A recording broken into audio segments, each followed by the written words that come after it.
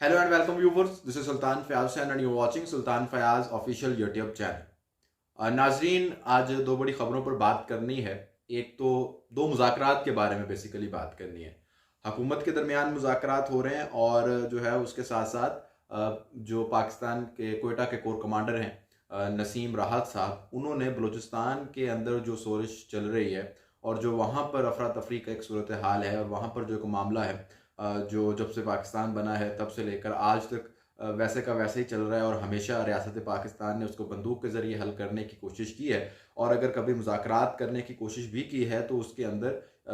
कुछ इस किस्म के इक़दाम उठाए गए जिसकी वजह से वो काम जो है वो मंजिल मकसूद तक नहीं पहुँच सका या वहाँ पर बलूचिस्तान के अंदर जो अमन है वो कायम नहीं हो सका। तो कल एक और पेशकश आई है, इस पेशकश पर भी बात करेंगे। इसके साथ साथ जो पाकिस्तान तहरीक इंसाफ का एक काफ़ी दिन से मुतालबा था कि हमारे साथ मुज़ाकरात शुरू किए जाए, उस पर भी पेशरफ्त हुई है। तमाम तर चीज़ें आपके सामने रखेंगे, लेकिन उससे पहले अगर अभी तक आपने चैनल को सब्सक्राइब नहीं किया तो चैनल को सब्सक्राइब कर लें, कमेंट सेक्शन में जाके अपनी राय का इजहार ज़रूर करें और अगर वीडियो पसंद आए तो वीडियो को लाइक और शेयर लाजमी करें। तो जनाब, कल जो है वो क्वेटा के अंदर राहत नसीम साहब जो हैं, जो कि कोर कमांडर हैं, उन्होंने प्रेस कॉन्फ्रेंस की और प्रेस कॉन्फ्रेंस नहीं की, सॉरी, वहाँ पर जो है वो तालिब इल्मों के साथ बातचीत की और वहाँ पर जो है उनके सवालों के जवाब दिए। तो उन्होंने पहले ही शुरू में ही ये कहा कि जनाब, मुझे 7 साल हो गए हैं इस वॉर एंड टेरर के अंदर और मैं ये समझता हूँ कि जो गोली से मसाइल का हल नहीं निकाला जा सकता बल्कि डायलॉग से, बातचीत से, मुज़ाकरात से मसाइल का हल निकाला जा सकता है। तो बड़ी अच्छी बात है अगर पाकिस्तान की फ़ौज ये समझ रही है कि गोली की बजाय बातचीत से, मुज़ाकरात से मसाइल का हल निकाला जा सकता है, तो इससे बड़ी जो है वो शायद खुशखबरी नहीं हो सकती फ़िलहाल इस वक्त के अंदर, कि जो जिन्होंने हमेशा से बंदूक के ज़रिए मसाइल को हल करने की कोशिश की है, लोगों को गायब करके उठा के मसाइल को हल करने की कोशिश की है, अगर वो अब बातचीत की तरफ आ रहे हैं और बातचीत करना चाहते हैं तो इसका मतलब है एक तो वो लोग जो इनके खिलाफ मज़ाहमत कर रहे थे, जो इनके खिलाफ जो है वो पॉलिटिकली तौर पर इनको इंगेज करने की कोशिश कर रहे थे, इनके खिलाफ नॉन मूवमेंट वायलेंट मूवमेंट्स जो हैं अभी हाल ही में ज़्यादा जिनका जो है वो पाकिस्तान के अंदर एक रिवाज पड़ा है और ख़ास तौर पर बलूचिस्तान के लोगों ने और पश्तून जो हैं उन्होंने इसके अंदर एक अहम किरदार अदा किया है और लोगों को बताया है कि एक ये भी तरीक़ाकार होता है मज़ाहमत का, जिसके अंदर आप गोली नहीं चलाते, बंदूक नहीं चलाते, बम नहीं फाड़ते, लेकिन फिर भी आप अपने पैगाम को दुनिया तक जो है वो पहुंचा सकते हैं और उसके अंदर एक ताकत भी है, उसके अंदर एक पावर भी है, लोग आपकी बात भी सुनते हैं। एक तो वो कामयाब हुए हैं और दूसरा रियासत को भी अब शायद से ये समझना है कि जो है वो कोशिश कर रही है कि अगर हम इसी तरह से चलते रहे, हालात इसी तरफ चलते गए और बंदूक और गोलियों से मसाइल का हल करने की कोशिश करते रहे, तो शायद हमारी ये जो सल्तनत है, जो ये हमारा तसल्लुत है,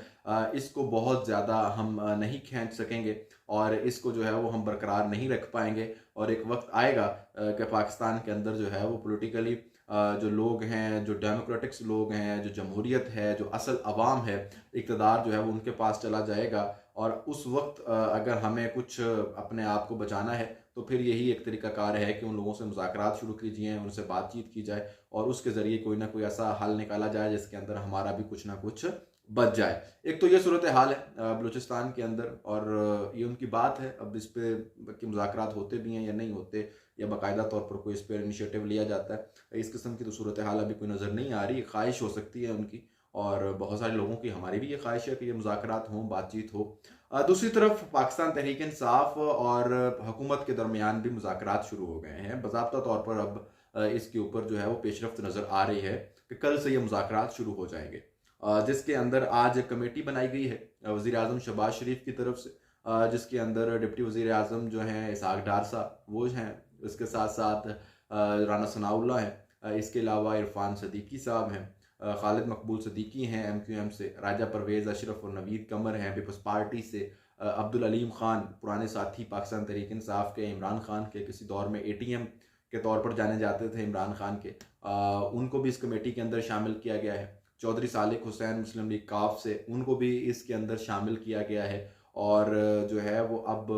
ये बताया जा रहा है कि इनके मुज़ाकरात कल होंगे। स्पीकर कौमी असम्बली ने कल इजलास बुलाया, इजलास नहीं बुलाया बल्कि उनको अपने चैम्बर के अंदर बुलाया है दोनों फ्री कैन को और कहा है कि आएँ यहाँ पर बैठ के बातचीत करते हैं, मुज़ाकरात करते हैं और मसाइल का हल निकालते हैं। तो ये जो है वो आगे आप बताएं कि आपको क्या नज़र आता है इसके अंदर। क्या कल जो है वो इसके अंदर कोई आपको नज़र आता है कि कोई बड़ी पेशरफ्त होगी, या आप समझते हैं कि नहीं ये भी बस एक हुकूमत का एक टैक्टिस है, क्योंकि ये कहा जा रहा था इमरान खान की तरफ से, पाकिस्तान तहरीक इंसाफ की तरफ से, कि अगर इस तरफ कोई पेशरफ्त नहीं होती, हमसे बातचीत नहीं होती, मुज़ाकरात नहीं होते, तो फिर हम जो है वो सिविल नाफरमानी की तरफ चले जाएं। शुरू में तो पहले 2 मुज़ाकरात मुतालबात भी रखे गए थे कि मुज़ाकरात शुरू करने के लिए ये 2 काम करें। एक तो जुडिशल कमीशन का क़याम अमल में लाएं, जो 9 मई और 26 नवंबर के जो सानहे हैं, जो वाक़यात हैं, उनकी जो है वो तहकीकात करे आज़ादाना तौर पर। और दूसरा जो है वो असीरान और जो सियासी कैदी हैं उनकी रिहाई अमल में लाई जाए। लेकिन ये दोनों काम नहीं हुए, लेकिन खैर मुज़ाकरात शुरू हो गए हैं, और मुज़ाकरात होते भी ऐसे ही हैं। आप ऐसा नहीं कह सकते कि ये काम करेंगे तो फिर मैं आपसे बातचीत करूँगा। बातचीत जब शुरू होती है तो उसके अंदर आप अपने मुतालबात रखते हैं, दूसरा अफ्रीका अपने मुतालबात रखता है, उस पर बातचीत होती है और फिर मसाइल का हल निकाला जाता है। तो ये खैर एक अच्छी खबर है, बल्कि दोनों अच्छी खबरें हैं। लेकिन अगर इस पर हकीकत में भी कुछ हो, अगर ये सिर्फ एक डंग टपाऊ प्रोग्राम है, हुकूमत और रियासत ये समझ रही है कि इस तरीके से इन सारी जो मुज़ाहमतें हैं इनको थोड़ा देर के लिए ठंडा कर दिया जाएगा, या इसके अंदर थोड़ा सुकून आ जाएगा और फिर उसके बाद वो दोबारा पुराने तरीक़ों पर आ जाएगा, तो फिर इसका मतलब है कि ये मसाइल हल करने में दिलचस्पी नहीं रखते, और फिर पाकिस्तान के अंदर जो सियासी अदम इस्तेकाम है वो हमेशा बरकरार रहेगा, जो अमन है वो कभी भी नहीं आ सकेगा अगर यही सूरत हाल चलती रही। अब तक के लिए इतना ही। Good bye.